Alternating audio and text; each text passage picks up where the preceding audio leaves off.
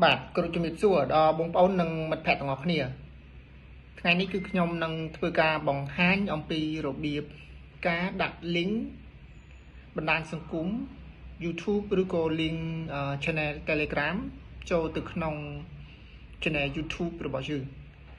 បាទអញ្ចឹងបងប្អូនក៏ដូចជាមិត្តភ័ក្តិទាំងអស់គ្នានៅពេលដែលយើងមានជា channel YouTube បងប្អូនអាចធ្វើការ promote link Facebook page ឬក៏ link Facebook profile ឬក៏ link channel Telegram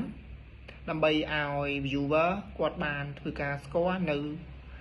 បណ្ដាញសង្គមរបស់យើងផ្សេងក៏ដូចជាបណ្ដាញសង្គម Facebook បណ្ដាញសង្គម channel group Telegram ឬក៏បណ្ដាញសង្គម Twitter ឬក៏បណ្ដាញសង្គមផ្សេងទៀតដែលយើងកំពុងតែធ្វើការប្រើប្រាស់បាទអញ្ចឹងដើម្បីធ្វើការ add link ចូលទៅក្នុង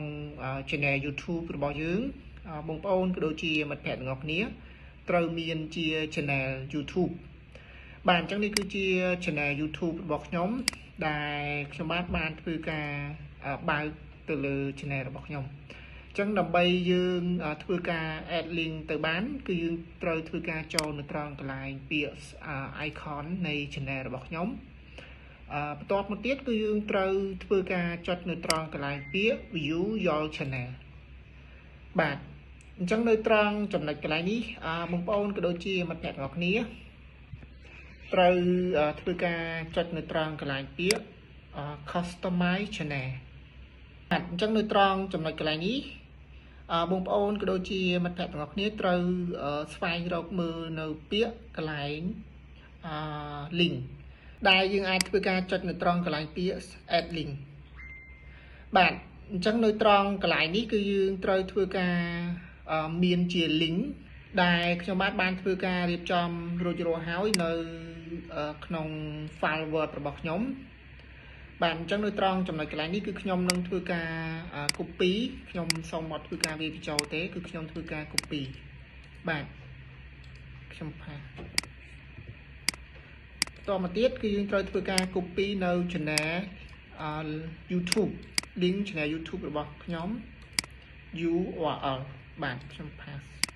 បន្តមកទៀតខ្ញុំនឹងធ្វើការ add link មួយទៀតបាទអញ្ចឹងខ្ញុំនឹងធ្វើការ add នៅប្រភេទ link Facebook page របស់ខ្ញុំបាទខ្ញុំធ្វើការ copy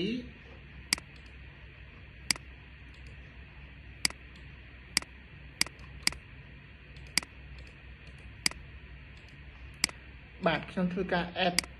link មួយទៀតខ្ញុំដាក់នៅប្រភេទ link TikTok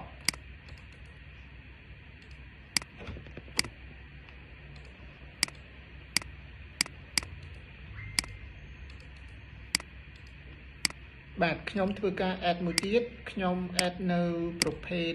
channel link Telegram របស់ខ្ញុំ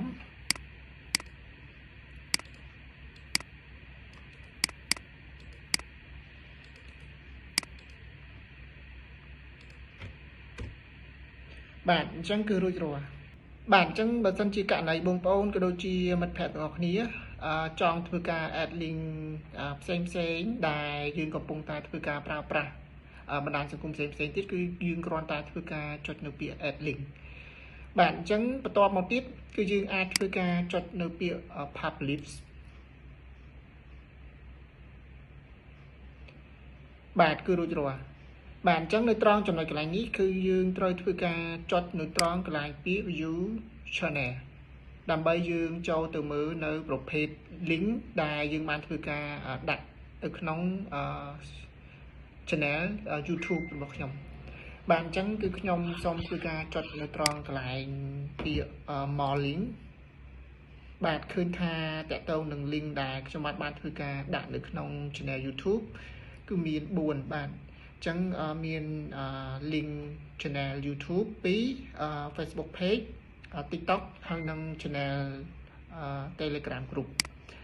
បាទអញ្ចឹងគឺឃើញថាវាមានភាពងាយស្រួលសម្រាប់បងប្អូនក៏ដូចជាមិត្តភ័ក្តិទាំងអស់គ្នានៅពេលដែលយើងចង់ធ្វើការ promote នៅ channel Telegram ឬក៏ channel Facebook page ឬក៏ Facebook profile ឬក៏ប្រភេទ TikTok ដើម្បីឲ្យ viewer បានស្គាល់នៅប្រភេទបណ្ដាញសង្គមដែលយើងកំពុងតែធ្វើការប្រើប្រាស់ផ្សេងៗទៀតបាទអញ្ចឹងជាចុងបញ្ចប់នៃវីដេអូខ្ញុំបាទក៏សូមអរគុណដល់បងប្អូនក៏ដូចជាមិត្តភ័ក្តិទាំងអស់គ្នាដែលតែងតែចំណាយពេលវេលាដ៏មានតម្លៃក្នុងការទស្សនានៃវីដេអូរបស់ខ្ញុំបាទតាំងពីដើមរហូតដល់ចប់ហើយមួយវិញទៀតបើសិនជាបងប្អូនស្រឡាញ់នឹងចូលចិត្តរាល់វីដេអូដែលខ្ញុំបាទបានធ្វើកន្លងមកកុំភ្លេចជួយធ្វើការចុចនៅ Subscriber Channel YouTube របស់ខ្ញុំមួយផងដែលមានឈ្មោះថា Kim កុសលបាទអរគុណដល់បងប្អូនក៏ដូចជាមិត្តភក្តិទាំងអស់គ្នាម្ដងទៀតជម្រាបលាបាយបាយ